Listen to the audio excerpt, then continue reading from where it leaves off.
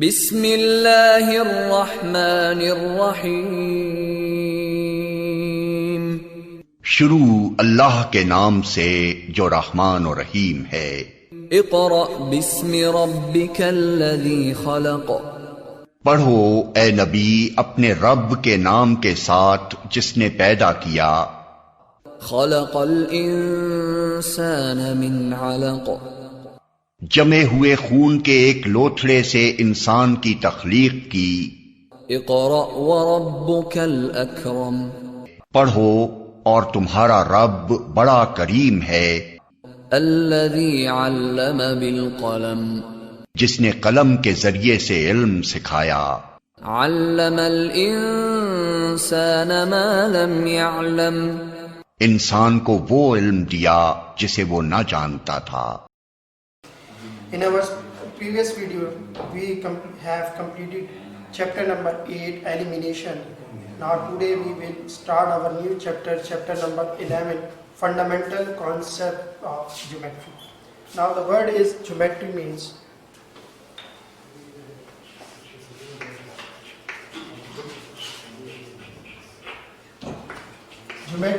earth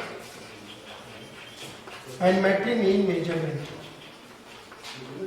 The study related to the earth measure, ज़मीन की पैमाइश की मुताबिक जो स्टडी है वो क्या कहलाएगी, ज्योमेट्री। जो ज़मीन से रिलेटेड, अब उसमें ट्राइंगल है, उसके अंदर जो है कॉन्सेप्ट है, लीनियर इक्वेशंस का कॉन्सेप्ट है, लीनियर लाइन का कॉन्सेप्ट है, पॉइंट्स है, लाइन है, रे है। तो ये सारा जो कॉन्सेप्ट है ज्योमेट्री में, ये अब इसकी मेजरमेंट के बारे में हम डिस्कस। इसके अंदर टाइप्स ऑफ ट्राइंगल है, टाइप्स ऑफ एंगल्स हैं। तो इस सारा कॉन्सेप्ट हम किस में पढ़ेंगे, ज्योमेट्री के अंदर पढ़ेंगे। तो इसके अंदर बेसिकली आप मेजरमेंट करते हैं अर्थ। अब अर्थ के ऊपर जो भी चीज़ मौजूद है उसकी आप मेजरमेंट के बारे में। Now the first topic is collinear points. Collinear points क्या होते हैं वो समझिएगा। इसके लिए आपने सबसे पहले स्ट्रेट लाइन को ड्रॉ करना है।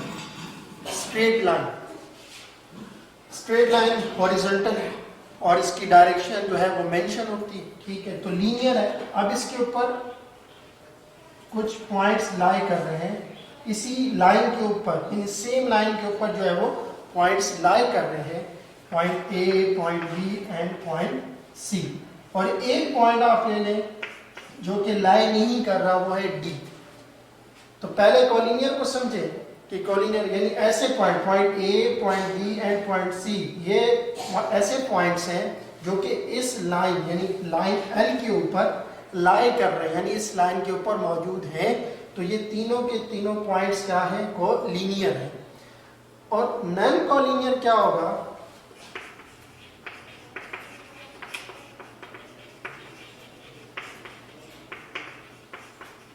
ऐसे पॉइंट्स जो लाइन के ऊपर लाई ना करें, यानी आउट ऑफ लाइन है। जैसे डी पॉइंट क्या है, ये नॉन कॉलिनियर पॉइंट है क्योंकि ये जो गिवन स्ट्रेट लाइन है ये इस पर लाई नहीं कर रहा, इस लाइन के ऊपर ये पॉइंट मौजूद नहीं है, इसलिए ये पॉइंट क्या होगा, नॉन कॉलिनियर पॉइंट होगा।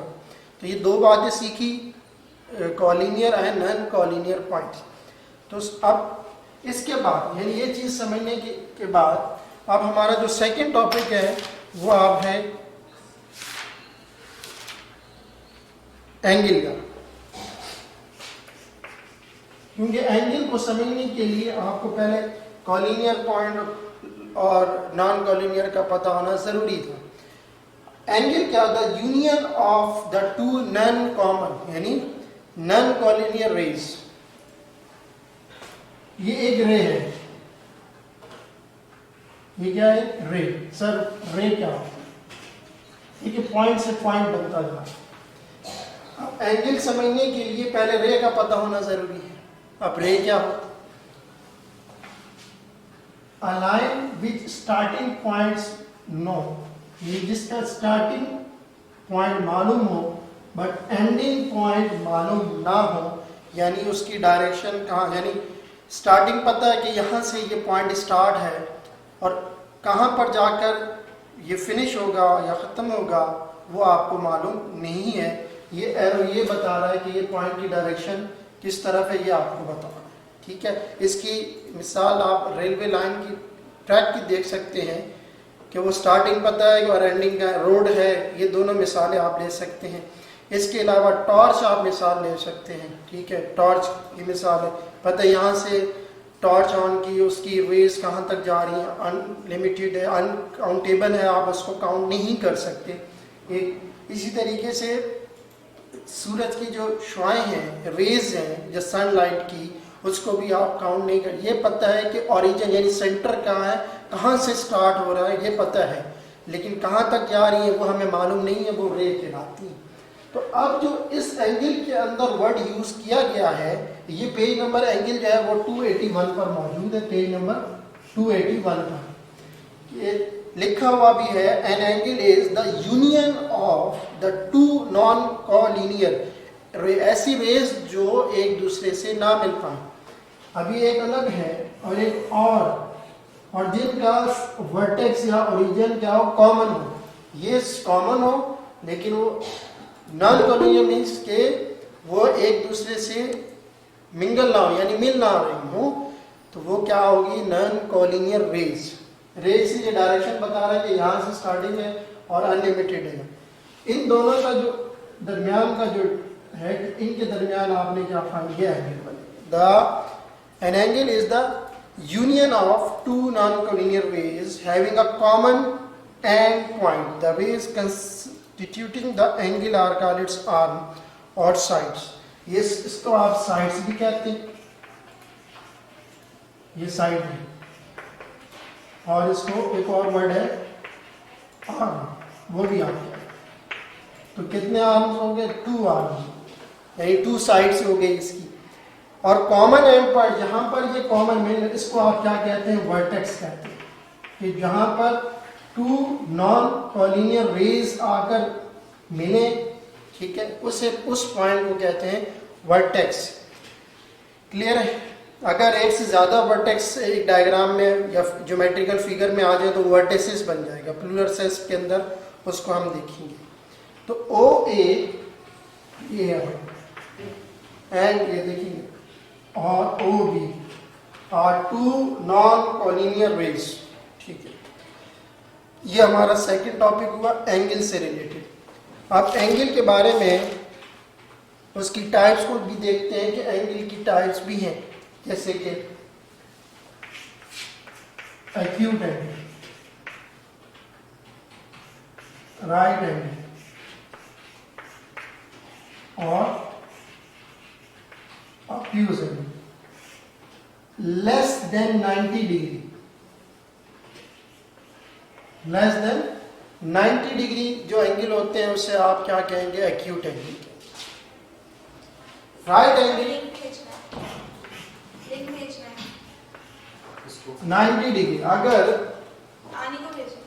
90 डिग्री का एंगल हो, an angle with measure equal to 90 degree, अगर एक ट्रायंगल में एक एंगल 90 डिग्री का है तो उसे राइट एंगल ट्रायंगल भी कहेंगे। और राइट एंगल किसे कहते हैं वो याद रखिएगा कि राइट एंगल उसे कहते हैं जिसमें एक एंगल यानी 90 डिग्री का हो, तो वो राइट एंगल कहलाएगा। अगर 90 से अबव है तो ऐसे एंगल जो ग्रेटर देन 90 डिग्री हो ऑब्ट्यूज, लेस देन 90 डिग्री हो एक्यूट, और इक्वल टू 90 डिग्री हो तो राइट एंगल कहेंगे। उसके बाद अगला कॉन्सेप्ट है कॉन्ग्रेंट। कॉन्ग्रेंट एंगल, ऐसे एंगल जो आपस में क्या हो, इक्वल हो, यानी एक एंगल भी 90 डिग्री का और दूसरा भी यानी 90 डिग्री का। 2 angles are same in measurement, जिनकी मेजरमेंट क्या हो, आपस में सेम हो, उससे आप क्या कहेंगे, कॉन्ग्रेंट एंगल्स कहेंगे। सिंबॉलिकली करंट एंगल्स को इस तरीके से लिखा जाता है, प्रेजेंट इस तरीके से करते हैं कॉन्ग्रेंट एंगल्स को, यानी कि लेट्स सपोज 90 डिग्री कॉन्ग्रेंट है 90 डिग्री के, अगर 90-90 है तो इसके दरमियान में आप कॉन्ग्रेंट का सिंबल यूज करोगे। कॉन्ग्रेंट एंगल के बाद हमारा अगला जो टॉपिक है वो आप देखें पेज नंबर 283 पर। पेज नंबर 283 पर एक टॉपिक मौजूद है कॉम्प्लीमेंट्री एंगल्स और सप्लीमेंट्री एंगल। ये बेसिक कॉन्सेप्ट है जो आपने क्लास 7 और 8 में भी पढ़ा। कॉम्प्लीमेंट्री एंगल्स और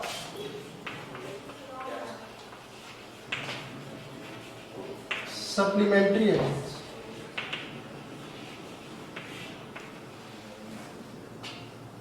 If the sum of the measure of the two angles equals to 90 degree, अगर मैं किसी भी दो एंगल का सम करूं, किसी भी दो एंगल को लूं और उनको आपस में प्लस करूं और उसका सम 90 से 90 आए, यानी जैसे 45 degree plus 45 degree equals to 90 degree, 30 degree plus 60 degree equals to 90 degree, 30 degree 25 plus 65 is equal to 90। इस तरीके से दो एंगल मिलकर 90 डिग्री बनाए कॉम्प्लीमेंट्री, और अगर दो एंगल तो मैं सम करूं और उनका सम इक्वल आए 180 डिग्री के, तो उसे आप कहेंगे सप्लीमेंट्री एंगल्स। हर एंगल एक दूसरे का क्या कहलाता है? Complement angle. तो दोनों में क्या कहेंगे? Complementary angles. Each angle is called complement angle to another.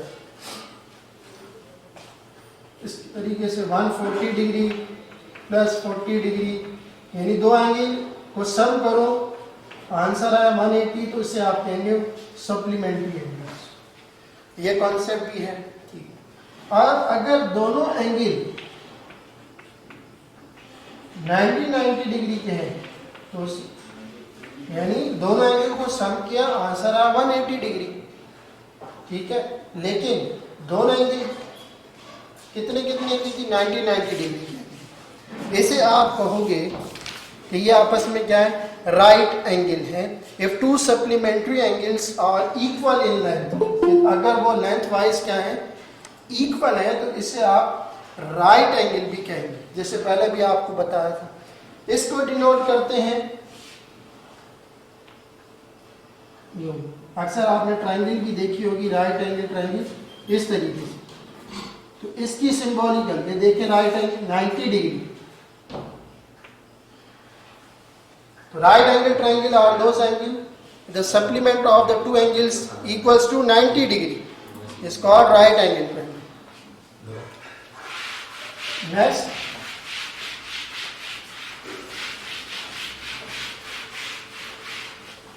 Page number 284, perpendicular.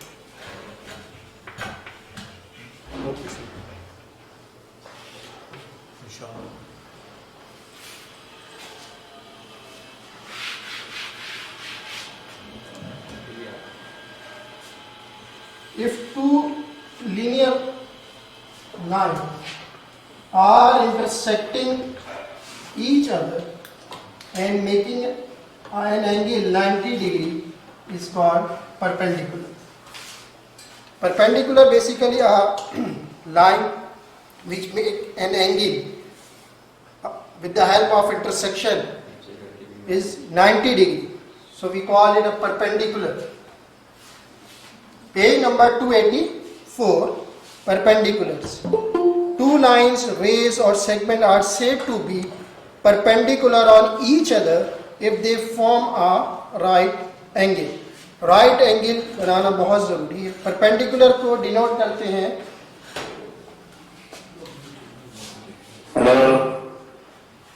perpendicular.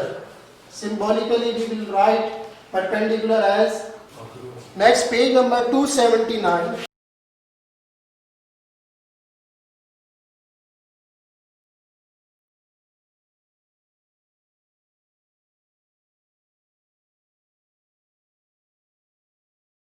line segment,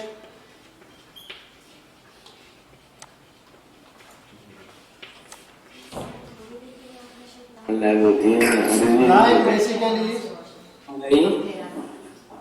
ना जिसके स्टार्टिंग और एंडिंग पॉइंट आपको मालूम ना हो, लाइन के लाइन यानी इनफाइनाइट की। The part of a line is called a line segment. Read whose starting point no and but the ending point is not known. Starting point मालूम हो और ending point मालूम ना हो, read.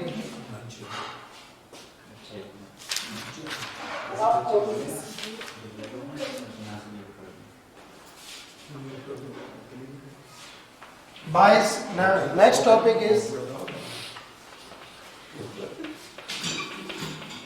page number 283. Bisector of an angle.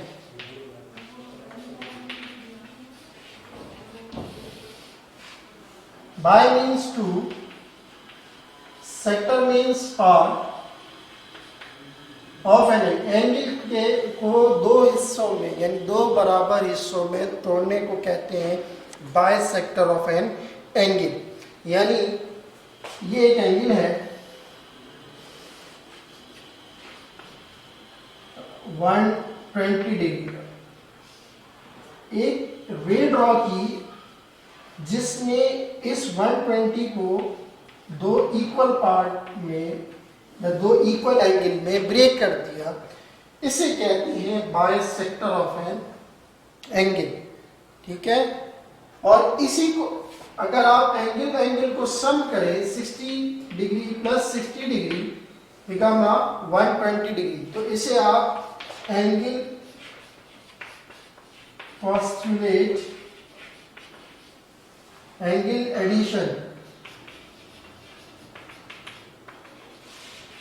Addition postulate भी कहेंगे कि जब आप दो एडजेसेंट एंगल को आपस में सम करें तो आपको इक्वल हो, उनके सम के बराबर हो। यानी दो एंगल को अगर मैं सम करूं तो वो जितने हिस्सों में पहले टूटे, जैसे 120 होल मेजरमेंट उसकी कितनी थी 120 डिग्री, तो जब उसको आपने ब्रेक किया 60 में, तो इन दोनों को जब मैं दोबारा ऐड करूंगा एंगल एडिशन पोस्टुलेट, इसको ऐड करने पर दोबारा क्या मिल जाएगा आपको 120 डिग्री मिल जाएगा।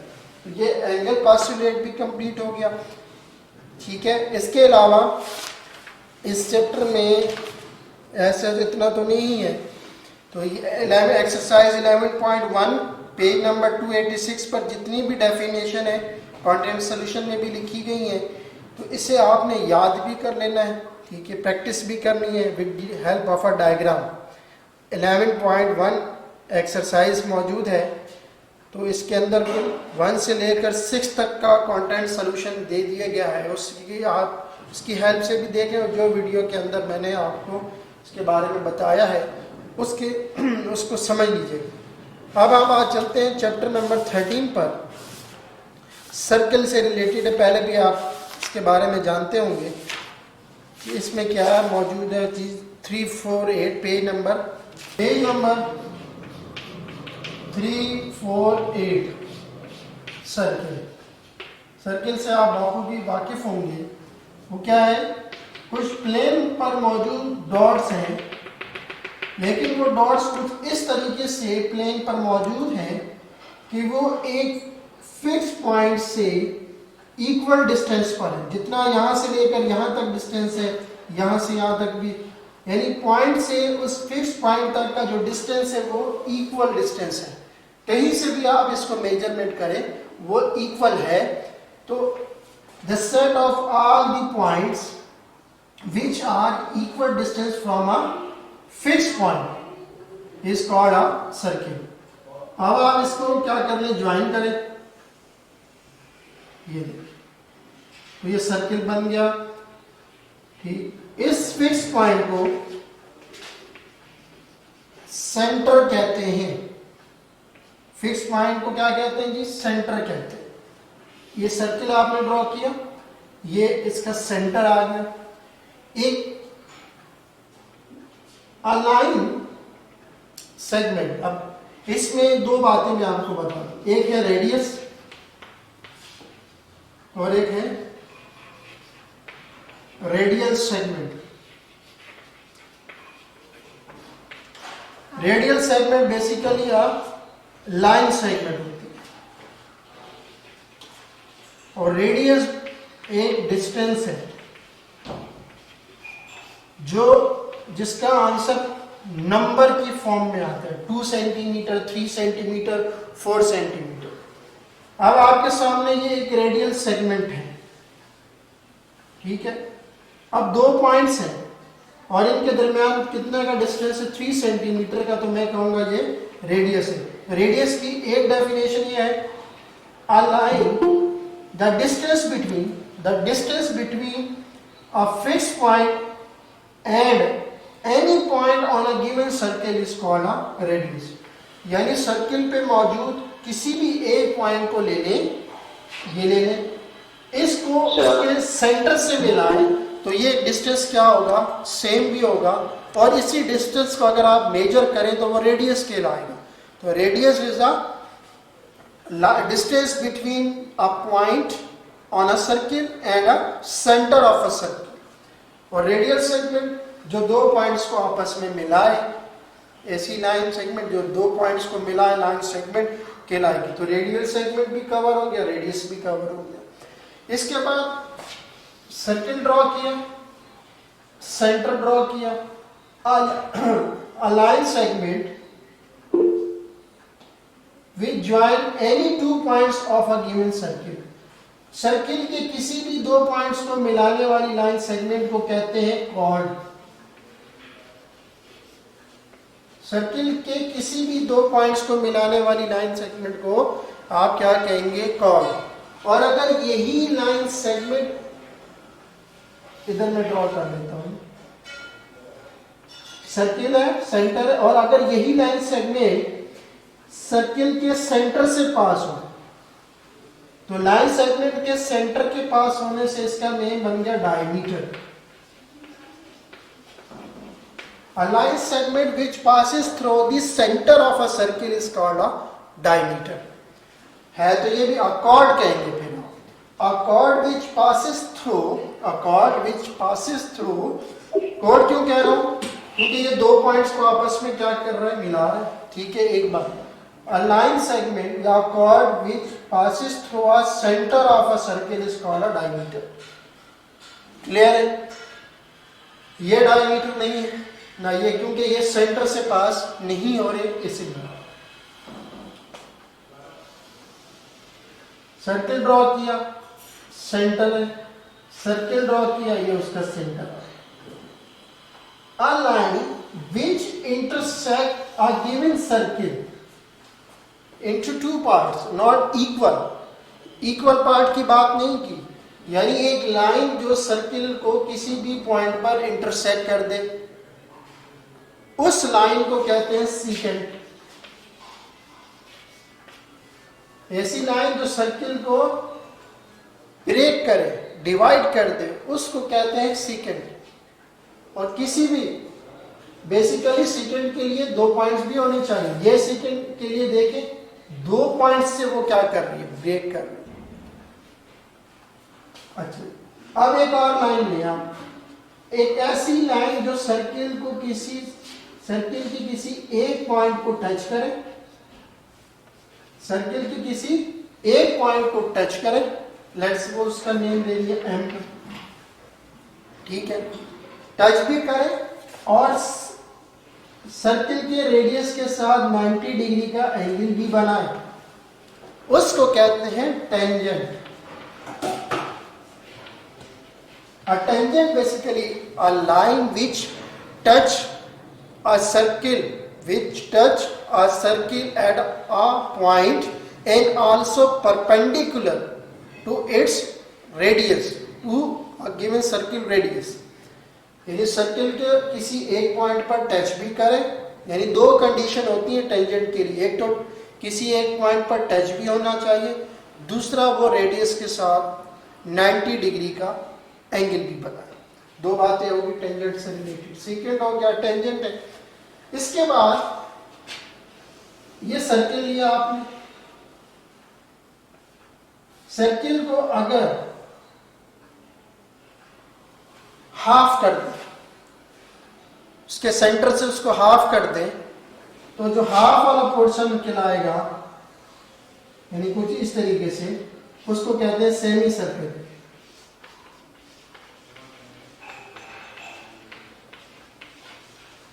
क्या कहेंगे आप? सेमी सर्किल कहेंगे। The portion of a circle भी कह सकते हैं कि सर्किल का एक पोर्शन है, ये एक पोर्शन है, ये दो एक पोर्शन अगर आप देखें इन ज्योमेट्री की डी देखा होगा आपने, तो वह सेमी सर्किल की एक एग्जाम्पल आपके उसके एग्जाम्पल के तौर पर भी ले सकते हैं कि वो 180 डिग्री का भी एंगल बना रहे हैं, ठीक है। और एक पूरे सर्किल के अंदर, यानी एक पूरे सर्किल के अंदर कितने एंगल, यानी उसका सम अप कितना होता है? 360 डिग्री। एक सर्किल कितने डिग्री का है? 360 डिग्री का। ट्राइंगल कितने की होती है जो उसका एंगल का सम करें तो कितने डिग्री का? 180 डिग्री का। ट्राइंगल के तीनों एंगल को अगर मैं सम करूं तो 180, और अगर सर्किल की बात की जाए तो सर्किल के एंगल की टोटल यानी उसकी मेजरमेंट होती है 360 डिग्री की। सेमी सर्किल के बाद इसी तरह एक सर्किल, और अब ये सर्किल है, पूरी लेंथ है, ये सर्किल की जो लेंथ है जो आप ड्रॉ कर रहे हैं, इसको सर्कमफेरेंस भी कहते हैं। Circumference of the circle.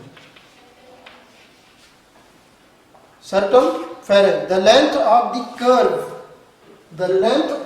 curve joining all points of us, जो सर्किल के तमाम पॉइंट्स को मिलाए, ऐसे कर्व की लेंथ को, ये जो पूरी कर्व की लेंथ है, ये कर्व है ना पूरा, ये पूरी कर्व की जो लेंथ है वो उसका सर्कमफेरेंस कहलाता है। इसका वैसे फार्मूला था 2 pi r. Circumference of a circle का फार्मूला क्या है? 2 पाई आर। हेल्प करेगा आपकी। तो सेमी सर्किल के बाद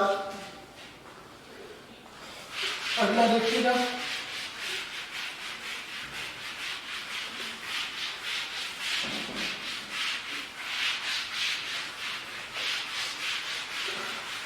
इससे आपके एमसीक्यूज भी कवर होते जाएंगे, इसको अच्छे से समझिएगा, ठीक है।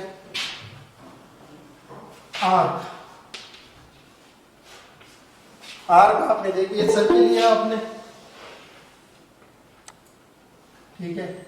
इसके ऊपर स्मॉल पोर्शन मैंने बना दिया, ड्रॉ कर दिया, जो आप प्रोटेक्टर की मदद से, प्रकार की मदद से भी बनाती है। देखें आप, स्मॉल पोर्शन या part of a circle is called a, अगर मैं यहां से सबको रेस कर दूं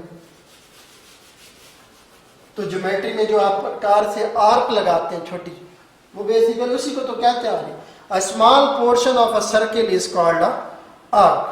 अब यही आर्क की दो टाइप्स आते हैं, एक मेजर आर्क होती और एक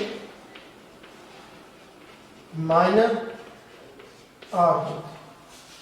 अगर एक सर्किल आप लेट सपोज यही आर्क अगर ये 180 पर आ गया, अगर ये 180 से ज्यादा है ये आर्क, तो इसको आप कहेंगे मेजर आर्क।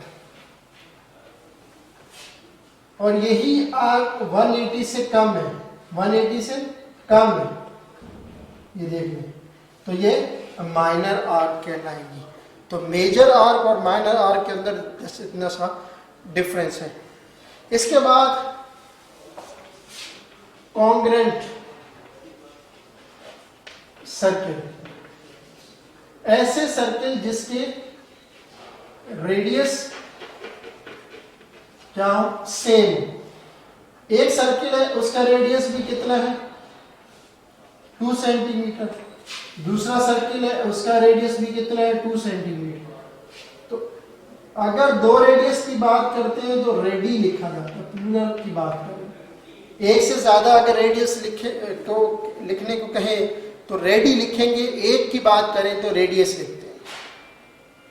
अगर किसी भी दो सर्किल की रेडियस आपस में सेम है तो उसको आप क्या कहेंगे, कॉन्ग्रेंट। जैसे अगर आप एक सिक्का क्वीन ले लें ₹5 यानी 5 रुपए का जो सिक्का है, उस 5 रुपए के सिक्के के ऊपर एक और 5 रुपए का सिक्का रखें तो निचले वाला जो सिक्का है वो छुप जाएगा।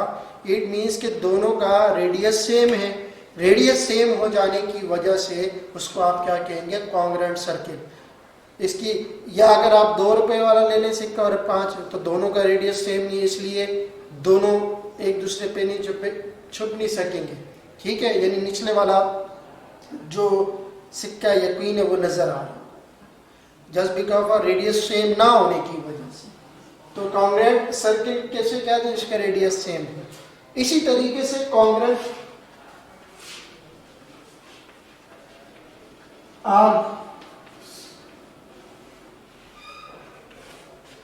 यानी ये आर्क लगाए, एक और आर्क सेम इसी साइज की इसके ऊपर अगर आप ड्रॉ कर ले तो ये कॉन्ग्रुएंट आर्क बन जाएगी। तो आर्क की लेंथ वाइज, अगर वो दोनों आर्क लेंथ वाइज सेम है तो वो क्या कहलाएंगी, congruent arc कहलाएंगी।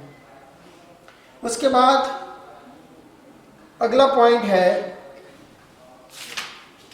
Interior and exterior of a circle. Interior and exterior of circle. ये एक्सटीरियर और इंटीरियर से क्या मिला, अब आप देखिएगा। एक सर्किल सबसे पहले आप ड्रॉ करें, और मैंने एक सर्किल ड्रॉ किया।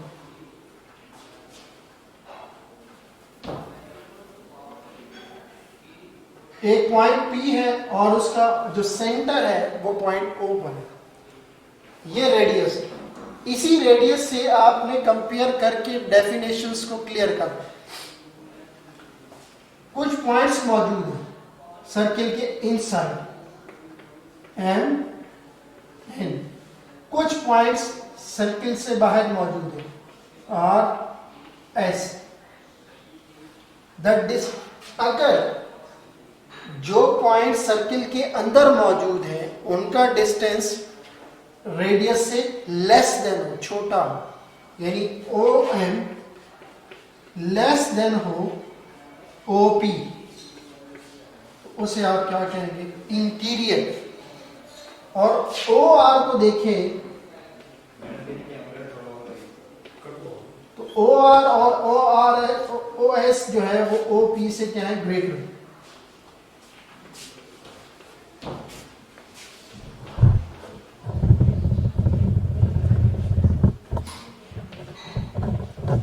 कहा गया exterior,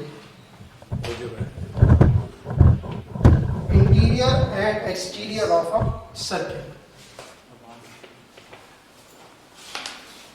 next topic is circumference.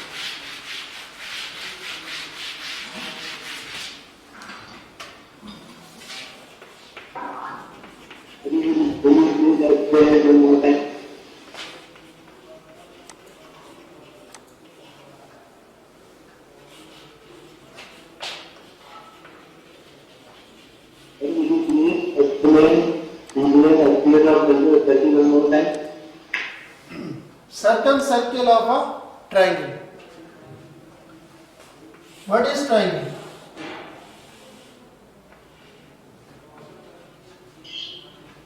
एक ट्राइंगल के 3 वर्टिसेस एंड 3 एंगल्स होते हैं। ठीक है, 3 साइड्स एंड 3 एंगल्स।